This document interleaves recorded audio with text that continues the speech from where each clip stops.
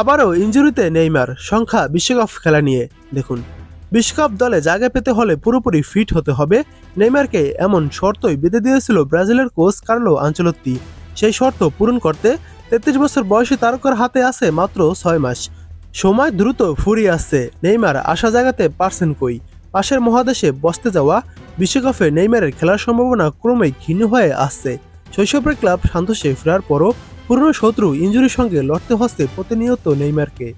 গতকাল 25 নভেম্বর ইন্টারন্যাশনালের বিপক্ষে 1-1 গোলে ড্র করে অবনবন অঞ্চলে নেমে গেছে সান্তোস। এই ম্যাচের আগে নতুন করে ফের ইনজুরিতে পড়েছেন নেইমার। দলের তারকা খেলোয়াড়কে ছাড়া খেলতে নেমে জয়ের দেখা পায়নি সান্তোসও। 35 ম্যাচ শেষে 38 পয়েন্ট নিয়ে 17 নম্বরে নেমে গেছে সান্তোস।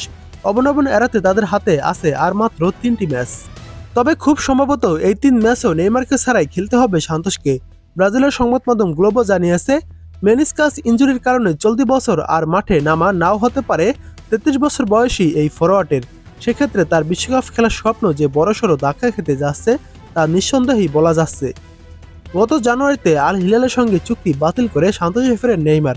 এরপর থেকে 25 ম্যাচে 7 গোল ও 3টি অ্যাসিস্ট করেছেন। তবে এ সময় ইনজুরির সঙ্গে লড়তে হয়েছে তাকে।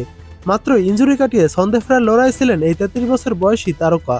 ইন্টারন্যাশনালের সঙ্গে 1-1 গোলে ড্রর পর কোচ হুয়ান পাবলো বয়বোদা খুবই সরাসরি কথা বলেছেন। আর্জেন্টাইন কোচ ব্যাখ্যা করেছেন, মিরাসোলের বিপক্ষে ম্যাচের আগে নেইমারের হাঁটুতে অস্বস্তি ছিল, আর সপ্তাহ জুড়ে সেই ব্যথা আরও বেড়েছে। বয়বোদা আরও বলেছেন, পরিকল্পনা হলো তাকে স্পোর্টের বিপক্ষের ম্যাচের জন্য প্রস্তুত রাখা, কিন্তু তার আগে আমাকে ওর সঙ্গে কথা বলতে হবে। আমি তার সিদ্ধান্ত ও তার শরীরকে সম্মান করি।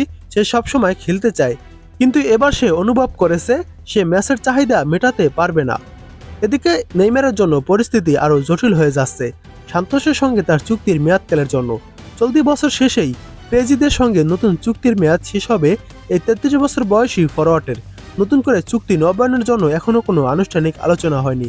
ক্লাব সভাপতি মার্সেলো তেসেরো বলেছেন, চুক্তি বাড়ানোর ইচ্ছা আছে, কিন্তু সবকিছু নির্ভর করছে খেলোয়াড়ের অনুভূতি এবং সবচেয়ে বড় কথা তার শারীরিক অবস্থার উপর।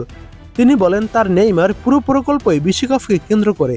যদি সমঝোতা হয় সে নবায়ন করবে। জাতীয় দল থেকে কার্লো আনচেলত্তি সতর্ক কিন্তু আশাবাদী অবস্থায় বজায় রেখেছেন। সে লম্বা তালিকায় আছে, তার সামনে 6 মাস সময় আছে নিজেকে প্রমাণ করার। তার দরকার ধারাবাহিকতা, খেলার মিনিট এবং শারীরিক ফিটনেস। আধুনিক ফুটবলে শুধু প্রতিভা যথেষ্ট নয়। ক্রুজেইরো, ফ্লেমেঙ্গো ও ভিটোরিয়া যখন ব্রাজিলিয়ান লিগ টেবিলের উপরে উঠছে, নেইমারের সান্তোস তখন দুশ্চিন্তায়। আরও একটি হার সান্তোসদের ডুবে দিতে পারে, আর তাদের নম্বর 10-এর প্রতিটি শারীরিক সমস্যা সরাসরি আঘাত করছে দলের মনোবলে। তাতে সেই চিরচেনা প্রশ্নটা আবারও সামনে আসছে, নেইমার কি বিশ্বকাপ খেলতে পারবে? আজ সেই উত্তর তার প্রতিভা নয়, বরং তার হাঁটুতে নির্ভর করছে। আর এটাই ভিলা বেলমিরোর চারপাশে ঘুরে বেড়ানো আসল ভয়।